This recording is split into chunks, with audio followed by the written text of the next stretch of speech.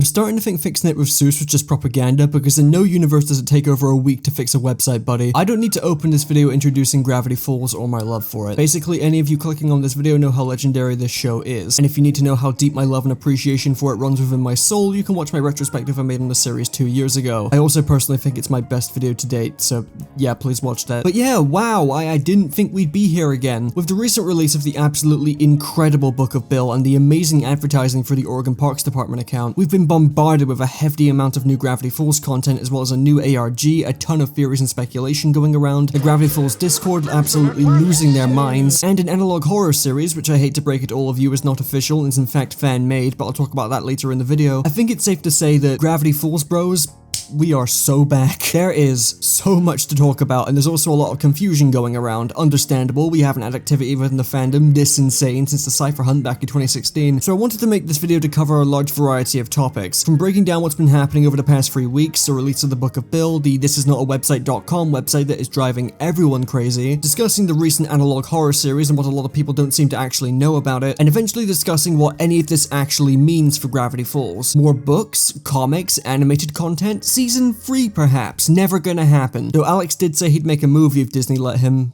I mean, I also wouldn't mind a mini-series about Stan and Ford, but let's keep our expectations in check. Anyway, before we get blindsided by any announcements, we should probably jump straight into this.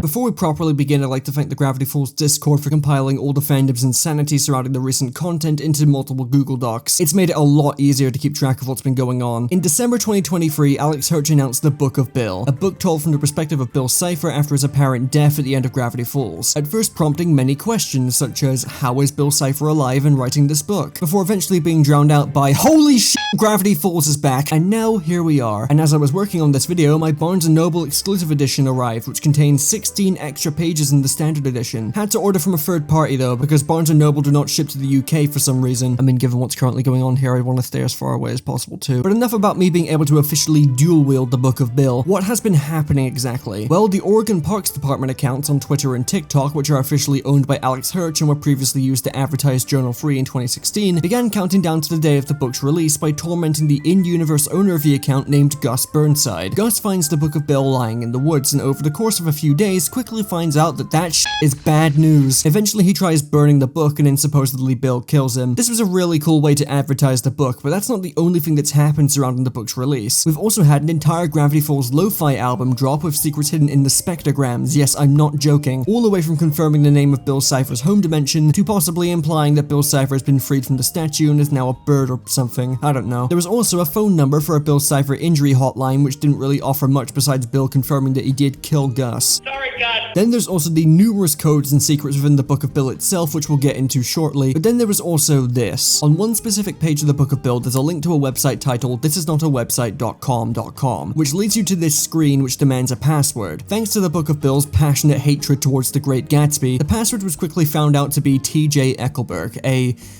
probably important character in The Great Gatsby. I don't know, I haven't read it and not even Bill can force me to. And when people finally got in, they were greeted by a 7-day countdown along with a code above said countdown that translates to lost files, as well as a code conveyed through coffee stains. Yes, coffee stains, because it's an evil franchise created by an evil man. And after one of the most bleak, depressing, and debilitating waiting periods of all time, the website finally updated, and God, I don't even know where to begin with it, so check in with me later. So that's all of the important stuff. If you wish to look at the long list of theorizing and code cracking in the document, then join the Discord and see it for yourself. But let's actually get into the nitty gritty now, starting with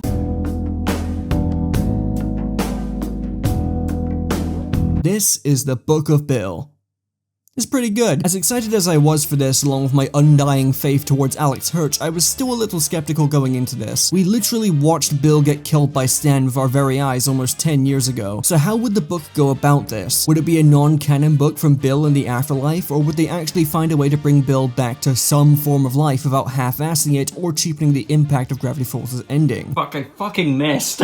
Well, interdimensional therapy was the last thing I expected, but I'll take it. The Book of Bill was mostly what I expected, a darkly comedic look look at Bill Cipher's life and history told from his own twisted perspective, along with a lot of sadistic and psychopathic advice from the Triangle Man himself. This book is an absolute riot. I very rarely laugh out loud at something I'm reading, but the writing is so sharp. If you're already a fan of Gravity Falls and by extension Bill Cipher's sense of humor, then you're gonna love every page of this book. It just fires on all comedic cylinders, from Bill's sarcastic and hilariously apathetic and sociopathic responses to stuff, literally making you read 6 pages of The Great Gatsby just for a gag, to straight up showing that a concerning number of historical events and tragedies were actually Bill's fault, which brings forth its own questions. Did Bill know Bin Laden? Was Bill piloting the first or second plane? I really need to know. And despite the book being marketed towards older readers, it's very mature and restrained with this age rating. It only really adds up to covering some darker subject matter, f***ed up imagery, though that's not exactly new to Gravity Falls, and a handful of relatively tame swears. I think it says a lot about how good of a writer Hirsch is that even when Disney gives him an adult rating, he doesn't just throw in a ton of swears and graphic violence just because he can. Also, just generally speaking, but this is probably one of the most gorgeously illustrated books I have ever read. Unlike Journal 3, which was of course limited to paper, pen, and drawings to stay consistent with the canon, though that book is also absolutely gorgeous to look at, nearly every page of the Book of Bill has its own unique mixed media style that's an absolute treat to look at. I just can't get over how beautiful this book looks. Even when the visuals are creepy and disturbing, I just can't get over how amazing they look. It also makes sense in universe since Bill is canonically making this entire book during arts and crafts. I didn't really think there'd be a lot you could add to Bill as a character besides giving us a glimpse of his life before he destroyed his dimension and became the powerful, manipulative, and lovably douchey dream demon we know him as today. And while the book does do that, along with giving us plenty of reasons to believe Bill is still haunted by the dimensional genocide he committed, it also shows just how desperate, pathetic, and lonely Bill is as a person. We actually get to see the pages of Journal 3 that Stanford destroyed, and they almost exclusively consist of his relationship with Bill, and how interestingly their friendship may not have been entirely one-sided. There's definitely a romantic subtext you could get from this, with how Bill and Ford's relationship and falling out is portrayed as a messy breakup, but Lord knows Disney wouldn't like that. So the actual explanation is that throughout the book it's shown that Bill historically has had bad reactions whenever people leave him. While he's still a homicidal monster, the book does a fantastic job of giving him depth without making him sympathetic. He goes into a depressed, drunken rage when Ford closes the portal on him. He contemplates why he bothered giving Ford more time to decide, or why he was even civil of him to begin with. Through all the deep layers of sarcasm, psychotic life advice, and tons of nonchalant and hilarious statements of pure monstrousness, Bill really doesn't want people to think he's flawed or relatable in any way. He wants to be viewed as an all-powerful maniac who has no time to be sentimental towards anything or anyone. Yet we see just how much of a damaged, pathetic, and lonely person he truly is, which ties into the entire reason this book even exists in universe. As was pointed out years ago, when Stanley delivered the final blow in Weirdmageddon Part 3, Bill says something in reverse.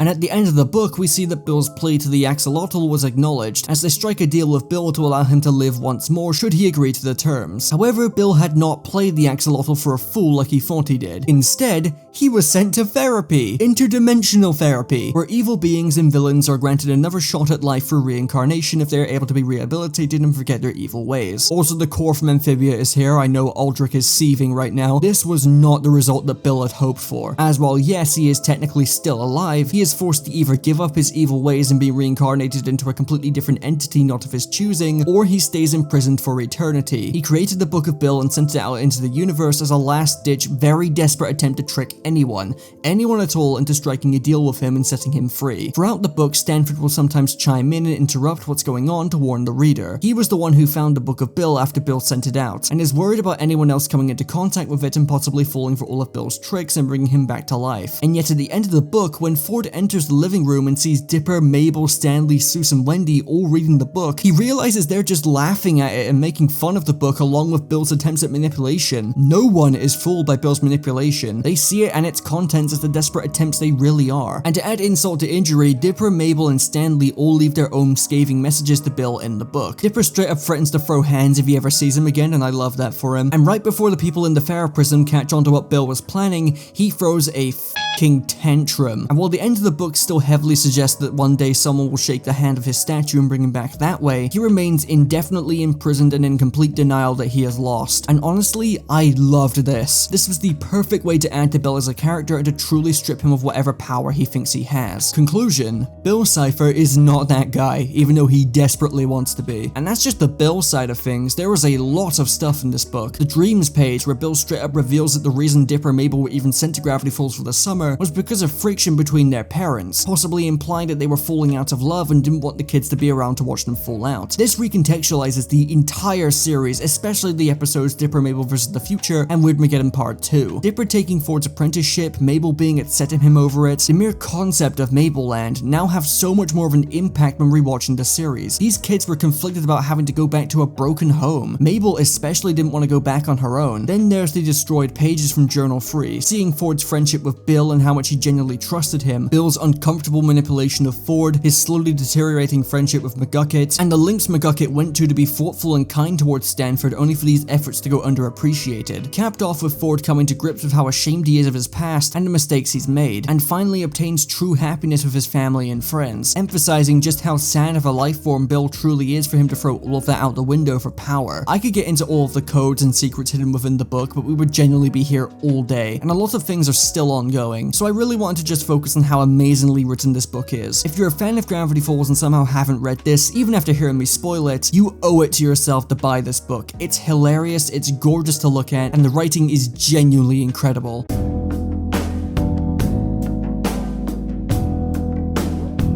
Okay, this is not a reliable handyman. Hurry up, Seuss! This godforsaken website, dude. Okay, so as previously stated, there's a page in the Book of Bill that gives us a link to this website, and once you enter the password, you're greeted with a countdown.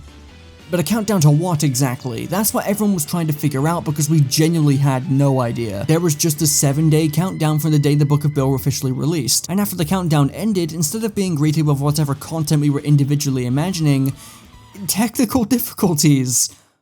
Or are they? Seuss appeared on the website, and with him came a ton of different things for him to say if you clicked on him. From linking you to an entire PDF of The Great Gatsby with no hidden codes, it's just The Great Gatsby. Okay, I don't get it. Did a copy of The Great Gatsby hit Alex Hirsch on the head when he was a child? What is happening? Linking to the Lo-Fi Gravity Falls album, a ton of flavor text, and if you were lucky, you'd sometimes get a possessed Seuss speaking an enchantment table. After a while, people managed to decode the message with it officially reading, Bane of Arthropod, so many questions. Whatever that means. The countdown restarted, but this time it was counting up, meaning we were completely left in the dark as to what time it was counting up to. And this is where we were stuck for the past 2 weeks. People suggested a ton of things, from there being another hidden message on the website that requires a completely different password, scouring through Seuss's PDF of The Great Gatsby for clues, and slowly realizing you were tricked into reading The Great Gatsby, rereading the whole of the Book of Bill for potential answers, but we had nothing, and it was driving people insane. People have claimed that the website was going through actual technical difficulties just because Alex Hirsch said so on Twitter, but I didn't believe that for 1 second because, number one, as of writing this video, it had been nearly 10 days since these technical difficulties began, and it doesn't take a genius to figure out that a website this simple should not take nearly 2 weeks to repair, especially when it has ties to Disney and clearly has a ton of effort put into the technical difficulty screen. And number two,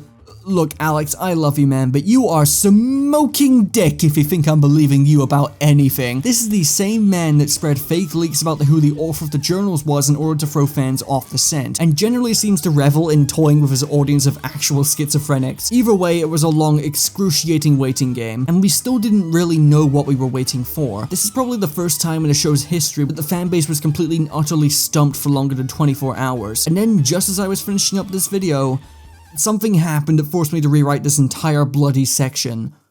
Seuss fixed the wires.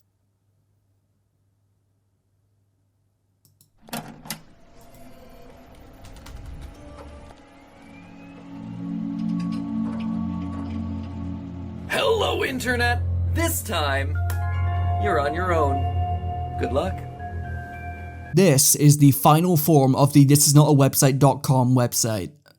Probably. And to say this exceeds all possible expectations is legitimately not even close to doing it justice. After finding a message from Ford as well as some other secrets, you're free to type anything you wanted to McGucket's computer. The whole gimmick of the website is that there is a metric ton of hidden messages, images, videos, jokes, codes, ciphers, you name it. And they're all hidden behind very specific words or phrases, and it's up to you to find the right ones that work. Many of them are obvious, like typing in the names of the characters, but you very quickly realize, oh there's like a lot of possible words for me to choose from. A lot of the secrets lead to more secrets, whereas other secrets were basically discovered through pure guessing games, and I love that. People generally sat down at their desks going through the entire dictionary, just typing in random words to see what would work. I would love to discuss every single one of these results, but I want to keep this video as brief as I can, and there's just so much stuff here that it may have to be its own entire video, and people are still actively finding more secrets. I guess I can just round this off by saying that the same praises I gave to the visual presentation of the Book of Bill apply here too. Everything is beautifully illustrated and produced, and there are some genuine surprises here. Weird Al, Charlie Day, fucking MatPat is here. Like, dude, now you're just trying too hard. And hard I am. And while a lot of the results consist of jokes and codes, there's plenty of lore related stuff here, and it's great to see and hear from so many of these characters for the first time in years. And of course, a lot of it is centered around Bill, and can I just say that I know he's in an indefinite hell of his own making, but Buddy needs to chill out. Nearly everything you see from him on this website is just him crashing the f out and taking numerous L's. If you keep typing in Stanley and get past all the eBay pages that it shoves in your face, you bear witness to an absolutely incredible cope session from Bill, who's still mad at Stanley for killing him. And if you keep pressuring Bill into revealing how Stanley beat him, he begins to lose his goddamn mind, seems to have a legitimate mental breakdown, and starts venting over the fact that he still feels guilt and remorse for destroying his dimension, before eventually writing a spiteful poem about Stanley and suggesting that he's still in Stan's mind somewhere. A lot of Bill-centric secrets here focus a lot more on his guilt over destroying his dimension, getting to see the ghosts of his parents asking him why he did it in the first place, Time Baby chastising Bill for his genocide and almost leaving him stunned on the spot, and of course more constant teases towards Bill's possible return someday. If you have the time, definitely go through the list of codes and input them yourself. While the joy of discovering them for yourself is its own thing, I still had a massive smile on my face seeing and hearing so many of these from myself. Whether it was dumb jokes like hearing the full version of Dipper singing to Disco Girl and being interrupted by Stan, everyone's individual messages towards Bill, the many codes and secrets, just the joy of hearing from so many of these characters again, you really gotta experience it for yourself.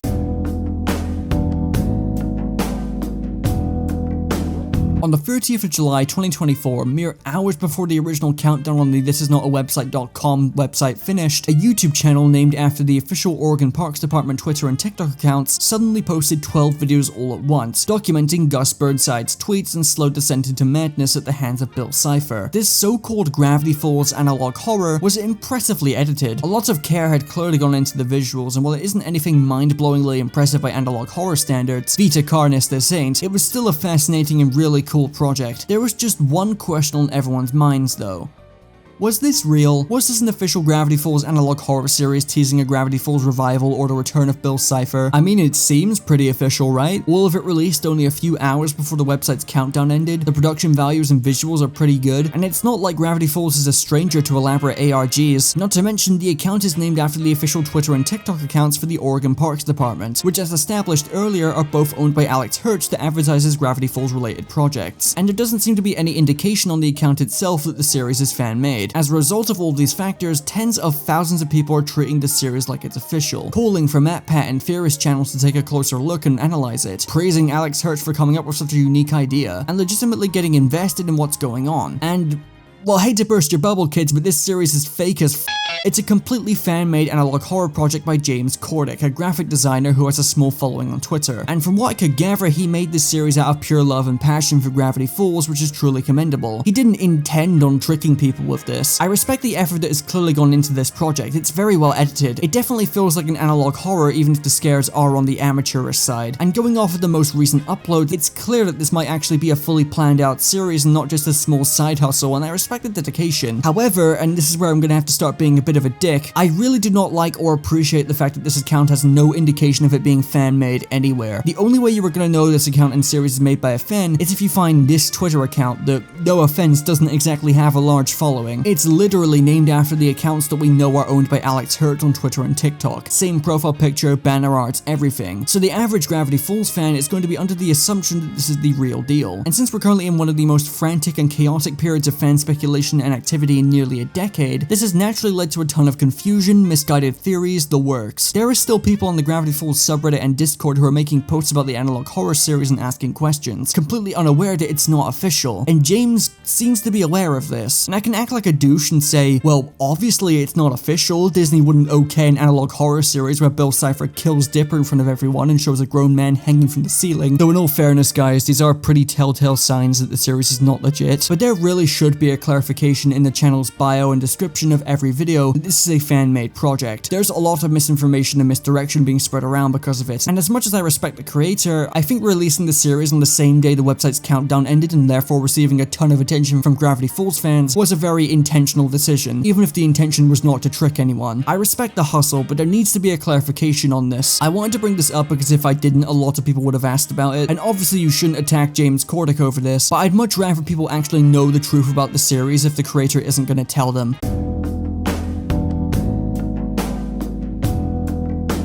So, what does any of this mean? I mean, even if Gravity Falls doesn't return again, it's still returned now. Lost Legends was technically the last time we were given any content, but the codes and secrets in that book weren't even close to the same level as the Book of Bill, and I straight up haven't seen people lose their minds trying to solve something like the website since the Cipher Hunt. We may not be watching a new season of the show right now, but make no mistake, Gravity Falls is back. But what's going to happen in the future? Is there going to be more content in the future, or is this another Cipher Hunt style treasure hunt? I've seen a lot of people suggest that this is proof of Season 3 being in production and it's about to be announced, or that there's going to be animated content in general. Well, first of all, Alex has made it abundantly clear that he's never doing a third season. Gravity Falls ended the way he wanted it to. However, he hasn't ruled out the possibility of more animated content in general, and specifically stated in this interview that he'd really like to do a Gravity Falls movie of some kind. Personally speaking, I think a movie would be pretty cool, though I'd also really like a mini-series of some sort, but it's entirely up to him. Season 3 will never happen, but even though Alex wants to make a movie and seems to be pretty confident in convincing Disney to let him have his way, I mean they have been trying to get him back for a while now, it may be a good while before that even enters production. What a lot of people have forgotten is that Alex is currently in a deal with Netflix, and has been working on a show for Netflix for a very long time now. We haven't seen anything from this show, and a lot of sources have stated that it's in production hell,